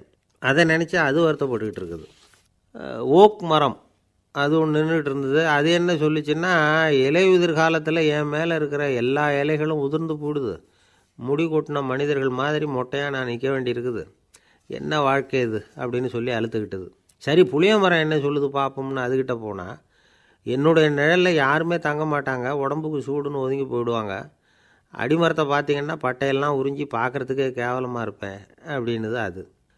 முருங்கை மரம் என்ன சொல்லிச்சு தெரியுமா, என்னுடைய இலை காயெல்லாம் சாப்பிட்றவங்களுக்கு சத்து கொடுக்கறது வாசம்தான், ஆனால் என் உடம்புல சத்தே கிடையாது, கொஞ்சம் வேகமாக காற்று அடிச்சதுன்னா முறிஞ்சி விழுந்துடுறேன், என்ன வாழ்க்கை இது அப்படின்னு சொல்லி அது வருத்தப்பட்டது. ராஜா யோசனை பண்ணார், என்ன இது மரங்கள் வந்து பூமியின் வரங்கள்னு சொல்கிறோம், மழை பெய்யறதுக்கு அதுதான் காரணம், பூமி செழிப்பாக இருக்கிறதுக்கும் அதுதான் காரணம், வீடு கட்டுறதுக்கு மரம், நாற்காலி செய்ய உபயோகப்படுத்துறதுக்கும் அதுதான் உபயோகப்படுது, மனுஷனுக்கு வேண்டிய ஆகாரங்களையும் கொடுக்குது, இப்படிலாம் இருந்தும் எல்லா மரமும் நிம்மதி இல்லாமல் இருந்துக்கிட்டு இருக்குதே அப்படின்னு நினச்சார். அப்போது அங்கே இருந்த ஒரு மகிழ மரம் அவர் கண்ணில் பட்டுது. அந்த மரம் மட்டும் கொஞ்சம் நிம்மதியாக மகிழ்ச்சியாக இருக்கிறது மாதிரி தெரிஞ்சுது. உடனே ராஜா அதுக்கிட்ட போனார். உனக்கு மனசில் எதுவும் குறை இல்லையான்னு கேட்டார். இல்லை, நான் சந்தோஷமாக தான் இருக்கேன்னு அந்த மகிழ மரம். அப்படியான்னு ஆச்சரியமாக கேட்டார் ராஜா. ஆமாம் மன்னா, இந்த இடத்துல நீங்கள் ஒரு முருங்கை மரத்தையோ வேப்ப மரத்தையோ கூட நட்டிருக்கலாம், ஆனால் இந்த இடத்துல நடுறதுக்கு என்ன தேர்ந்தெடுத்துருக்குறீங்க, அதுவே எனக்கு பெருமை, அதுவே எனக்கு திருப்தி அப்படின்னு தான் மகிழ மரம். மகிழ மரம் சாதாரணமாக தான் இருக்கும், இளம் மஞ்சள் நிறத்தில் பூக்கள், அது காய்ந்தும் மனம் வீசும். மகிழ மரம் மாதிரி மன திருப்தியோடு வாழறதுக்கு நாம் கற்றுக்கணுமா. நாம் இந்த உலகத்தில் ஒரு நாயாவோ நரியாவோ கூட பிறந்திருக்கலாம், மனுஷனாக பிறந்திருக்கிறோம், அதுவே பெருமை தானே. இந்த நிறைவு தான் மகிழ்ச்சியின் ரகசியம். ஒரு பையன் அப்பா கிட்ட போய், அப்பா நீங்கள் இந்த உலகத்தில் ஒரு மனுஷனாக பிறந்தது என்னோட அதிர்ஷ்டம் நானா. ஏண்டா அப்படி சொல்கிறேன்னு இருக்கார் அப்பா. நீங்கள் ஒரு கரடியாக பிறந்திருந்தா இந்நேரம் நானும் ஒரு கரடி குட்டியாக தானே இருந்திருப்பேன் அப்படின்னு நானா பையன். இந்த உலகத்தில் நாம் நல்லபடியாக இருக்கணும்னா அதுக்கு முக்கியமாக தேவைப்படுறது ரெண்டு, ஒன்று செல்வம், இன்னொன்று அறிவு. சரி, இது ரெண்டில் சிறந்தது எது அப்படின்னு ஒரு கேள்வி கேட்டால் என்ன பதில் சொல்கிறது? இதே கேள்வியை ஹஸ்ரத் அலி அவர்கள்கிட்ட கேட்டாங்களாம். அவர் ஒரு பெரிய அறிஞர். கேள்வி கேட்டவங்களும் சாதாரண ஆட்கள் இல்லை, இவங்களும் அறிஞர்கள். ஒரு நாள் ஹஸ்ரத் அலி அவர்கள்கிட்ட 10 அறிஞர்கள் வந்தாங்களாம். ஐயா, நாங்கள் 10 பேரும் உங்ககிட்ட ஒரே கேள்வியை தான் கேட்க வந்திருக்கிறோம், ஆனால் எங்கள் 10 பேருக்கும் நீங்கள் தனித்தனியாக பதில் சொல்ல முடியுமா அப்படின்னு கேட்டிருக்காங்க. அதாவது அவங்க ஒரே கேள்விக்கு இவர்கிட்ட இருந்து 10 விதமான பதில் எதிர்பார்க்குறாங்க. சரி கேளுங்க, என்ன கேள்வி அப்படின்னார் அவர். அப்போ தான் அவங்க கேட்டாங்களாம், செல்வம் அறிவு இது ரெண்டில் சிறந்தது எது, இதுதான் கேள்வி. ஹஸ்ரத் அலி என்ன பண்ணார் தெரியுமா, அவங்கள ஒவ்வொருத்தராக கூப்பிட்டார், ஒவ்வொரு விதமான பதிலை சொல்லி அனுப்புனார். முதல்ல ஒருத்தரை கூப்பிட்டார், சொன்னார், அறிவுங்கிறது தீர்க்கதரிசிகள், ஞானிகள், மகான்கள் இவங்களோட பரம்பரை சொத்து, ஆனால் செல்வங்கிறது கொடுங்கோலரின் ஆயுதம், அதனால் அறிவு தான் சிறந்தது அப்படின்னார். ரெண்டாவது ஆளை கூப்பிட்டார், உங்ககிட்ட செல்வம் இருந்தால் நீங்கள் தான் அதை காப்பாற்றணும், ஆனால் அறிவு வந்து உங்களை எப்பவும் காப்பாற்றும், ஆகவே அறிவு தான் சிறந்தது அப்படின்னார். மூணாவது ஆளை கூப்பிட்டார், செல்வந்தனுக்கு எப்போதும் விரோதிகள் அதிகம், ஆனால் அறிஞனுக்கு நண்பர்கள் அதிகம், அதனால் அறிவு தான் சிறந்ததுன்னார். அடுத்தவரை கூப்பிட்டார், செல்வம் அடுத்தவங்களுக்கு கொடுக்க கொடுக்க குறையும், ஆனால் கல்விங்கிறது அதிகரிச்சுக்கிட்டே வரும், கொடுக்கறதுனால குறையாது, அதனால் அறிவு தான் சிறந்ததுன்னார். இன்னொருத்தரை கூப்பிட்டார், அறிவுள்ளவன் எப்பவும் வந்து அதை அடுத்தவங்களுக்கு வாரி வழங்கிக்கிட்டே இருப்பான், அதனால் அவங்ககிட்ட தாராளத்தன்மை இருக்கும், ஆனால் செல்வந்தன்கிட்ட கஞ்சத்தனம் தான் இருக்கும், அதனால் அறிவு தான் சிறந்ததுன்னார். ஆறாவது நபரை கூப்பிட்டார், செல்வத்தை வந்து கள்வர்கள் திருடிக்கிட்டு போக முடியும், ஆனால் அறிவை வந்து அப்படி திருடிக்கிட்டு போக முடியாது அப்படின்னார். 7வது நபரை கூப்பிட்டார். செல்வம் வந்து கால ஓட்டத்தில் அழிஞ்சிரும், ஆனால் அறிவை வந்து கால ஓட்டம் ஒன்றும் பண்ண முடியாது, ஆகவே அறிவே சிறந்ததுன்னார். 8வது ஆளை கூப்பிட்டு சொன்னார், செல்வத்துக்கு எப்பவும் எல்லை உண்டு, நிறை உண்டு, அளவு உண்டு, கணக்கு உண்டு, ஆனால் அறிவுக்கு அப்படிப்பட்ட எல்லை எதுவும் கிடையாது, அதனால் அதுதான் சிறந்ததுன்னார். அடுத்தவனை கூப்பிட்டார். செல்வம் வந்து உள்ளத்தில் உள்ள ஒளியை வந்து போக்கிவிடும், இருட்டை உண்டாக்கிவிடும், விரிந்த மனப்பான்மையை வந்து குறுகலாக்கிவிடும். ஆனால் அறிவு அப்படி இல்லை, இருண்ட உள்ளத்தில் ஒளியை பாய்ச்சி அதை விசாலப்படுத்துது, அதுதான் சிறந்ததுன்னார். கடைசியாக 10வது நபரை கூப்பிட்டார். செல்வம் வந்து மனசில் செருக்கை உண்டாக்குது, ஆணவத்தை ஏற்படுத்துது, அதனால் நானே கடவுள்னு நினைக்கிற அளவுக்கு மனுஷனை வந்து தாழ்த்தி விடுது. ஆனால் அறிவு வந்து பணிவையும் பண்பாட்டையும் வளர்க்குது, அதனால் அறிவு தான் சிறந்ததுன்னார். ஆக இப்படி 10 பேருக்கும் 10 விதமாக பதில் சொன்னது மூலமாக ஹஸ்ரத் அலி அவர்கள் அறிவு தான் செல்வத்தை விட சிறந்தது அப்படிங்கிறதுக்கு 10 காரணங்களை சுட்டி காட்டியிருக்கார். அந்த அறிஞர் 10 பேர் கேட்ட ஒரே கேள்விக்கு 10 பதில் சொன்னார். நமக்கு வேண்டிய ஒருத்தர் 10 பேர் கேட்ட கேள்விக்கு ஒரே பதில் சொல்லி சமாளித்தார். கேள்வி என்ன தெரியுமா? என்கிட்ட வாங்கின கடனை எப்போயா திருப்பி கொடுக்க போகிற? இதுதான் அந்த 10 பேரும் கேட்ட ஒரே கேள்வி. இந்த மாதம் 26ஆம் தேதி தந்துடுறேன் அப்படிங்கிற ஒரே பதில் சொல்லி அவ்வளவு பேரையும் இவர் அனுப்பி வச்சுட்டாராம். எல்லாரும் போனதுக்கப்புறம் இவரை தனியாக கூப்பிட்டு கேட்டிருக்கிறாங்க, அது என்ன சார் கணக்கு, 26ஆம் தேதி அன்னைக்கு என்ன அதிசயம் நடக்க போகுது அப்படின்னு கேட்டிருக்காங்க. அதிசயம் அன்னைக்கு இல்லை, அதுக்கு நாளே நடக்க போகுதுன்னாராம். விவரமாக சொல்லுங்கன்னு இருக்காங்க. வேறு ஒன்றும் இல்லைங்க, 26ஆம் தேதி தானே எல்லாரையும் வர சொல்லியிருக்கிறேன், அதுக்கு நாளே நான் புறப்பட்டு தலைமறைவாயிட போகிறேன் அப்படின்னாராம் ரொம்ப பெருமையாக. துருக்மேனியாவில் அஷ்காபாத் அப்படின்னு ஒரு நகரத்தில் ஒரு புவியியல் விஞ்ஞானி இருந்தார். அவர் ஒரு நாய்க்குட்டி வளர்த்தார். ஒரு நாள் முன்னிரவு நேரம் ஒரு மேஜைக்கு முன்னாடி உட்காந்து அந்த விஞ்ஞானி ஏதோ கணக்கு போட்டுக்கிட்டு இருக்கிறார். அவருக்கு ஒரு சின்ன பெண் குழந்தை, அது தொட்டிலில் தூங்கிட்டு இருக்குது. அந்த நாய்க்குட்டியும் ஒரு மூலையில் படுத்து அது பாட்டுக்கு தூங்கிட்டு இருந்தது. ஒரே அமைதி. அந்த நேரத்தில் திடீர்னு அந்த நாய்க்குட்டி துள்ளி எழுந்திரிச்சிது, நேராக குழந்தைகிட்ட ஓடிச்சு. அந்த குழந்தைய அது போட்டிருந்த ட்ரெஸ்ஸோடு சேர்த்து கவ்வி தூக்குச்சு, தூக்கிக்கிட்டு வாசல் பக்கம் ஓடிச்சு. நாய்க்குட்டி குழந்தைய கவ்வி தூக்க முடியுமாங்கிற சந்தேகம் உங்களுக்கு இல்லையா? நீங்கள் வந்து நம்ம ஊர் நாய்க்குட்டியவே பார்த்து பழக்கப்பட்டிருக்கீங்க, அதனால் நம்புறதுக்கு சிரமமாக இருக்கும். அந்த ஊர்லெலாம் அது வந்து ரொம்ப ஸ்ட்ராங்காக இருக்கும், ஒரு ஏதோ கண்ணுக்குட்டி மாதிரி இருக்கும். விஞ்ஞானி அதை பார்த்துட்டார். உடனே அந்த நாய்க்கு வந்து வெறி பிடிச்சிட்டுதுன்னு முடிவு பண்ணிவிட்டு தன்னோட கை துப்பாக்கியை எடுத்துக்கிட்டு ஓடி வந்தார். அவர் வெளியில் வந்து நாய்க்குட்டி எங்கே அப்படின்னு பார்த்து தேடுறார். அந்த நேரத்தில் அந்த வீடு வந்து இடிஞ்சு விழுது. காரணம் பூமி அதிர்ச்சி. இப்படி பூமி அதிர்ச்சி உண்டாக போகுதுங்கிறது அந்த நாய்க்குட்டிக்கு முன்னாடியே தெரிஞ்சு போச்சு. அதுதான் குழந்தைய தூக்கிட்டு வெளியில் ஓடி வந்திருக்குது. அது மூலமாக அந்த குடும்பத்தையே காப்பாற்றிருக்குது அந்த நாய்க்குட்டி. இந்த சம்பவம் நடக்கிறதுக்கு 3 நாளைக்கு முன்னாடியே சில பிராணிகளுக்கு இப்படி நடக்க போகுதுங்கிறது தெரிஞ்சிருக்குதான். ஆமாம், அந்த நகரத்தில் 3 நாளைக்கு முன்னாடியே பாம்பு, பல்லி இதெல்லாம் அது தங்கியிருந்த வலையை விட்டு வெளியில் ஓடி வந்துட்டுது. அதே மாதிரி அங்கே இருந்த புறாவெல்லாம் பறந்து போயிடுச்சான். இதே மாதிரி யுகோஸ்லோவியாவில் கூட ஒரு நகரம், அங்கே ஒரு நாள் ராத்திரி ஒரு மிருக காட்சி சாலையில் திடீர்னு ஒரு பெரிய கலவரம், கூச்சல், குழப்பம். அங்கே இருந்த கழுதை, புலி, யானை, பறவை எல்லாம் கண்ணாபின்னான்னு கத்த ஆரம்பிச்சுட்டுது. நேர் யானை அதுக்குன்னு போடப்பட்டிருந்த தடுப்பையே தாண்டி குதித்து வெளியில் வந்துட்டு தான். மறுநாள் தான் எல்லாருக்கும் விஷயம் புரிஞ்சுது. அடுத்த நாள் காலையில் அங்கே பூமி அதிர்ச்சி உண்டாயிட்டுது. இப்போ பாருங்கள், அதாவது மனுஷனை போய் தீர்க்க தரிசி அது இதுன்னு சொல்லிகிட்டு இருக்கிறோம், இவனை விட அது பரவாயில்லைன்னு தோணுது. அதாவது மிருகங்கள் ஒன்று நடக்க போகுதுங்கிறத முன்னாடியே புரிஞ்சுக்குதே. சரி, இதெல்லாம் எப்படி அது முன்கூட்டி புரிஞ்சுக்குது? அதுதான் படைப்பு ரகசியம். அதை கண்டுபிடிக்கிறதுக்கு தான் மனுஷன் வந்து ஆராய்ச்சி பண்ணிகிட்டு இருக்கிறான். விஞ்ஞானிகளோட ஆராய்ச்சியெல்லாம் ஒரு பக்கம் இருக்கட்டும், வீட்டுக்குள்ளேயே சில ஆராய்ச்சி பண்ணி பாருங்களேன். இப்போ சில யோசனை சொல்லி அதை சோதனை பண்ணி பாருங்க அப்படின்னு ஒருத்தர் சொன்னாராம். அதாவது இப்போ மழை வருமா வராதா அப்படின்னு தெரிஞ்சுக்கணுமா, உடனே ஒரு பூனைக்குட்டி பின்னாடியே மெதுவாக போய் அது என்ன செய்யுதுன்னு கவனித்து பார்க்கணும். பூனைக்குட்டி தன்னோட பாதத்தினால சுகத்தில் வந்து அப்படி கீறிக்கிட்டு இருக்கும். அப்படி கீறினா கண்டிப்பாக மழை வரும். சில சமயம் பூனைக்குட்டி அப்படி மல்லாந்து படுத்துக்கிட்டு பாதத்தை உயர தூக்கும், அப்படியும் இப்படியும் புரளும். இப்படி செஞ்சதுன்னா அன்னைக்கும் மழை இருக்காது. அதனால் முன்னாடி இருந்தது மழை வர்றதுக்கு அறிகுறி, இது மழை இல்லைங்கிறதுக்கு அறிகுறி. பறவைகள், பிராணிகள் இதுகளோட நடவடிக்கைகளை பார்த்துட்டு அதையெல்லாம் அடிப்படையாக வச்சு தான் காலநிலையை கண்டுபிடிக்கிற கருவிகளை கண்டுபிடிச்சிருக்கிறாங்க. வாத்து இருக்குல்ல, சில சமயம் தன்னோட அழகை தன்னோட இறகுகளில் அப்படியே புதைச்சிக்கும். அப்படி செஞ்சால் குளிர்காலம் வரப்போகுதுன்னு அர்த்தம். பருவநிலை குளிராக மாறப்போகுதுங்கிறதுக்கு இதுதான் அறிகுறி. சிட்டுக்குருவி இருக்குதுல்ல, அதெல்லாம் புழுதியில் உழுந்து புரளும், சிறகுகளை வந்து படபடன்னு அடிச்சுக்கும். அப்படி செஞ்சால் மழை வரப்போகுதுன்னு அர்த்தம். ஒன்று மட்டும் நாம் நல்லா தெரிஞ்சுக்கணும், இயற்கையின் சீற்றம்னு சொல்கிறோம் இல்லையா, இயற்கை ஏன் நம்ம மேலே கோவப்படுது? இயற்கையை நாம் அனுசரித்து போகிறதில்ல, அதனால் கோவப்படுது. காடுகளை அழிக்கக்கூடாது, விலங்குகளை கொல்லக்கூடாது, இயற்கை ஏற்படுத்தி வச்சுருக்கிற சமநிலையை கெடுக்கக்கூடாது. அதை புரிஞ்சுக்கிட்டு வாழ்ந்தோம்னா பூமியும் நடுங்காது, நாமளும் நடுங்க வேண்டிய அவசியம் இருக்காது. ஒருத்தர் இருந்தார், சாராய கடைக்கு போனாராம், நிறைய சாப்பிட்டார். அப்புறம் சொன்னார், இது ரொம்ப அற்புதமான சரக்கு போல் இருக்குது, உள்ளே போன உடனே இந்த பூமியே நடுங்கிறது மாதிரி இருக்குது எனக்கு அப்படின்னாராம். இதுக்கு கடைக்காரர் சொல்லியிருக்கார், நீங்கள் சாப்பிட்டது வெறும் பச்சை தண்ணி தாங்க, இப்போ ஏற்பட்டிருக்கிறது நிஜம் பூமி அதிர்ச்சி அப்படின்னாராம். ஒரு ஊரில் ஒரு ராஜா இருந்தார். அந்த ராஜாவுக்கு ஒரு மந்திரி.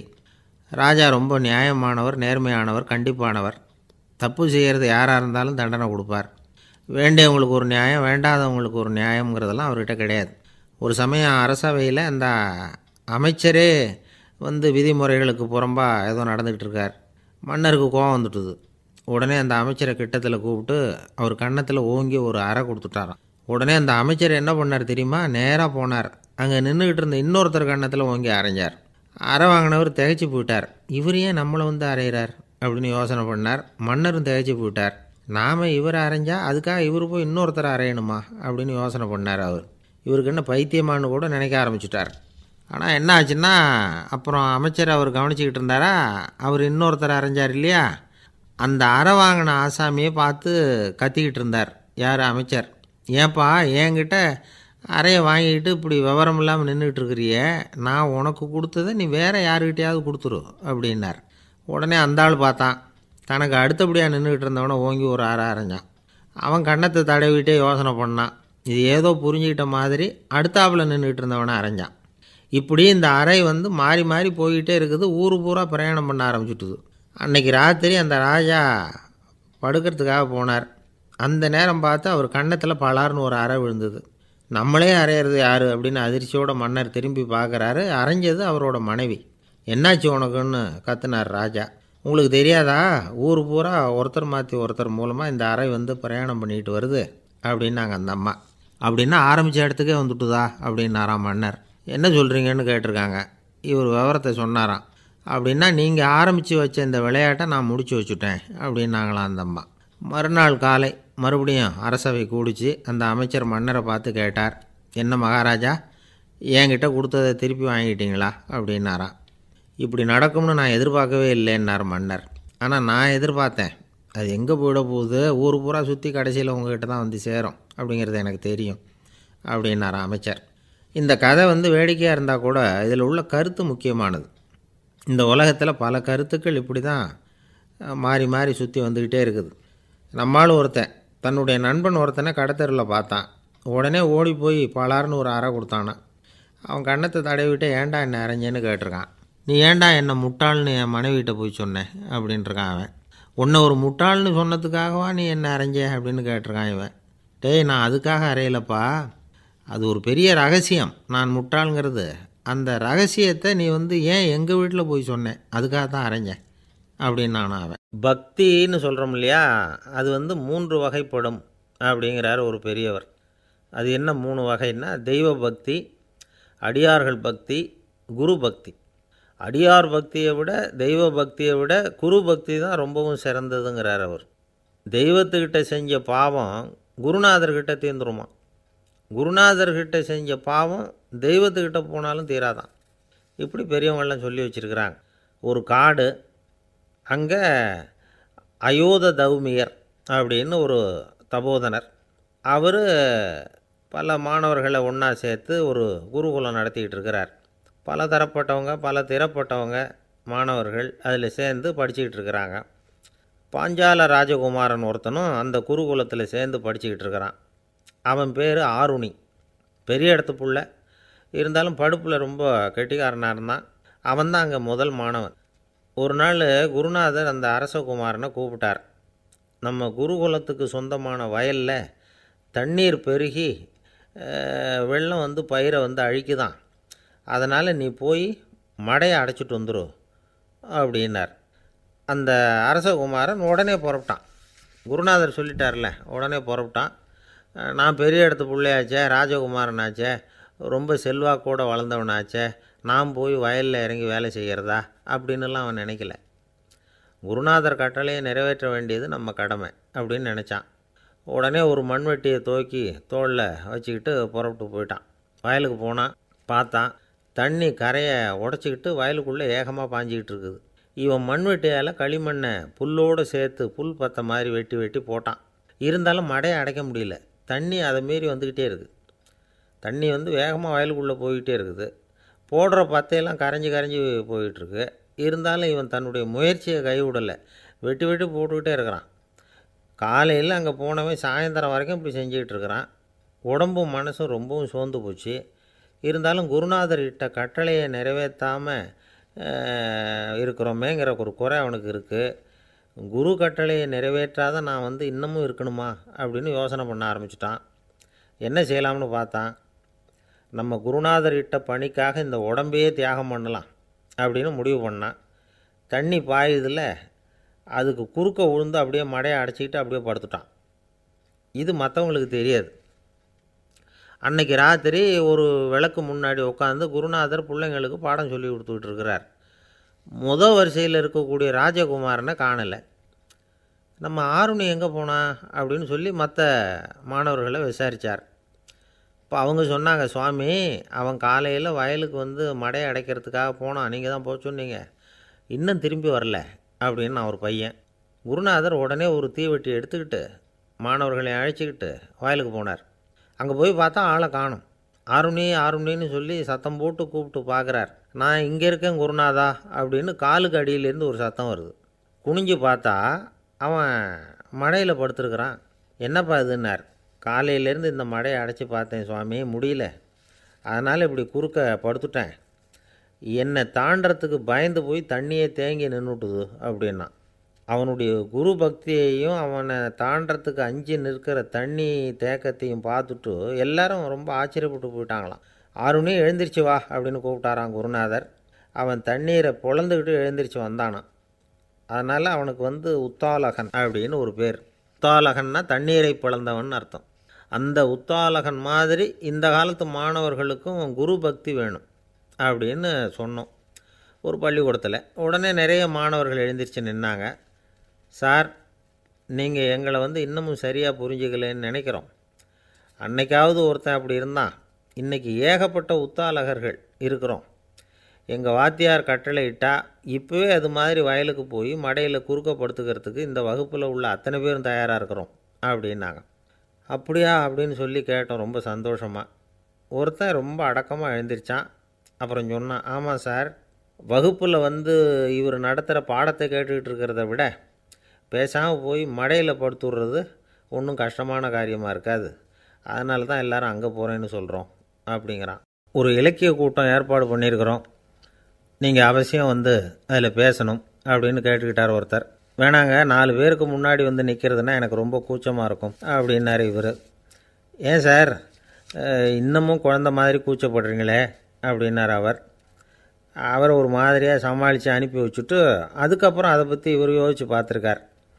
சில நிபுணர்கள் எழுதியிருக்கிறத படித்தும் பார்த்துருக்கிறார். மனோதத்துவ நிபுணர்கள் என்ன சொல்கிறாங்க தெரியுமா?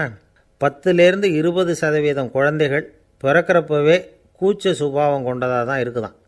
ஒரு தாத்தா தன்னோட பேர பிள்ளைய ஆசையாக கூப்பிடுறார் விளையாட்டு காட்ட, அதை அழுதுகிட்டு ஓடி போகுது. ஒரு அம்மா தன்னோட பிள்ளைய பள்ளிக்கூடத்தில் சேர்க்கறதுக்காக கூப்பிட்டுக்கிட்டு போகிறாங்க. அந்த பிள்ளை அம்மாவோட முந்தானையில் ஒளிஞ்சிக்கிட்டு வெளில வரமாட்டேங்குது. இவங்களெல்லாம் எப்படி சமாளிக்கிறது? குழந்தைகளோட கூச்ச சுபாவத்தை போக்குறது எப்படி? இதுக்கு நிபுணர்கள் சில யோசனைகளை சொல்லியிருக்கிறாங்க. மற்றவங்களுக்கு முன்னாடி என் பையனுக்கு கூச்சம் ரொம்ப அதிகம் சார், மற்றவங்க பார்த்தா ரொம்ப வெக்கப்படுறான், இப்படி சொல்கிற அப்பாக்கள் உண்டு. என் பையன் புது மனுஷால பார்த்தா அட்டையாக ஒட்டிக்குவான் சார் அப்படின்னு சொல்கிற அப்பாக்களும் உண்டு. இப்படிலாம் குழந்தைகளுக்கு முத்திரை குத்துறது ரொம்ப தப்பான். புதுசாக யாராவது வீட்டுக்கு வந்தால் குழந்தை தானாக தன்னோட கூச்சத்தையும் பயத்தையும் போக்கிக்கிட்டு சகஜமாக மாறி வர்றதுக்கு வாய்ப்பு கொடுக்கணுமா. ஒரு கூட்டத்துக்கோ அல்லது சொந்தக்காரங்க கல்யாணத்துக்கோ குழந்தைய அழைச்சிட்டு போகிறீங்க, அங்கே போய் கட்டாயப்படுத்தி குழந்தைய மற்றவங்க கிட்ட பேச சொல்லக்கூடாது. சில சமயம் குழந்தை தானாக தன்னுடைய கூச்ச சுபாவத்தை விட்டு பேசுகிறதுக்கு முன் வந்தால் அதை பாராட்டணும். குழந்தை கலகலப்பு இல்லாமல் மௌனமாக இருந்ததுன்னா அதையும் கண்டுக்கக்கூடாது. குழந்தை பேச ஆரம்பித்தா அதை ஆர்வத்தோடு கவனிக்க தெரியணும். கலந்து உரையாடுற பழக்கத்தை வீட்லேயே ஆரம்பிக்கலாம். கேட்டதுக்கு பதில் சொல் அப்படின்னு நீங்கள் அதிகாரம் பண்ணிகிட்டு இருக்கக்கூடாது. அது குழந்தைக்கு பேசுகிற சந்தர்ப்பத்தை குறைச்சிருமா. இப்போ நாம் அதிகாரம் பண்ணால் கேலி செய்கிற பழக்கம் குழந்தைகளை ரொம்ப பாதிச்சிருமா. பெரியவங்களானதுக்கு அப்புறமும் சில பேர் கூச்சத்தோடவும் பயத்தோடவும் இருக்கிறதுக்கு இதுதான் காரணம். சின்ன வயசில் அவங்கெல்லாம் ஏதாவது கேலிக்கு ஆளாகி இருப்பாங்க. ரெண்டாவது குழந்தை மூத்த குழந்தைய கேலிக்கு ஆளாகிற சந்தர்ப்பங்களை கண்டு கேலி பண்ணினா அது இளம் நெஞ்சங்களை விட்டு நீங்கிறதே இல்லையா. எப்பவும் குழந்தையோட நடை உடை பாவனைகளை பற்றி சொல்லிக்கிட்டே இருக்கக்கூடாதான். அதுவே கூச்ச சுபாவத்தை கொண்டுகிட்டு வந்துடுமா. அப்பா எங்கேன்னு யாராவது கேட்டால் இது மாதிரி இன்ன காரியத்துக்காக வெளியில் போயிருக்கார், இத்தனை மணிக்கு திரும்பி வருவார் அப்படின்னு சொல்கிற அளவுக்கு குழந்தைகளை பழக்கப்படுத்தி வைக்கணும். ஃபோன்லேயே யாராவது விசாரித்தா கூட இது மாதிரி பதில் சொல்லு அப்படின்னு சொல்லணும். சின்ன சின்ன மீட்டிங்கில் 4 வார்த்தை பேச தயார் பண்ணலாம். ஒரு கடையிலையோ அல்லது ஹோட்டல்லையோ ஏதாவது விவரம் கேட்கணும்னா உங்கள் குழந்தைய தைரியமாக அனுப்புங்க. குழந்தைகள் பணிவாகவும் பொறுமையாகவும் விவரம் கேட்குறப்போ கூச்ச சுபாவம் தானாக போயிடும். சின்ன வயசுலேயே இப்படிலாம் பழக்கப்படுத்தினா தான் வருங்காலத்தில் தைரியமாக இந்த சமுதாயத்தில் வாழ முடியும். இல்லைன்னா 60 வயசுலேயும் அடுப்பங்கரையை விட்டு வெளில வர்றதுக்கு கூச்சப்பட்டுக்கிட்டு தான் இருக்க வேண்டியிருக்கும். இந்த காலத்து பிள்ளைங்க எவ்வளவோ பரவாயில்ல, எதுக்கும் தயங்குறதில்ல, கூச்சப்படுறதில்ல. ஒரு அம்மா அடுப்பங்கரையிலேருந்து சத்தம் போட்டாங்க, டேய் ராமு, தயவு பண்ணி அந்த டிவியை நிறுத்துறா, அந்த பெண்ணோட குரல் மகா மோசம், அடுப்பங்கரையில் இருக்கிற என்னாலேயே அதை சகிச்சிக்க முடியல அப்படின்னாங்களாம். உடனே பையன் கொஞ்சம் கூட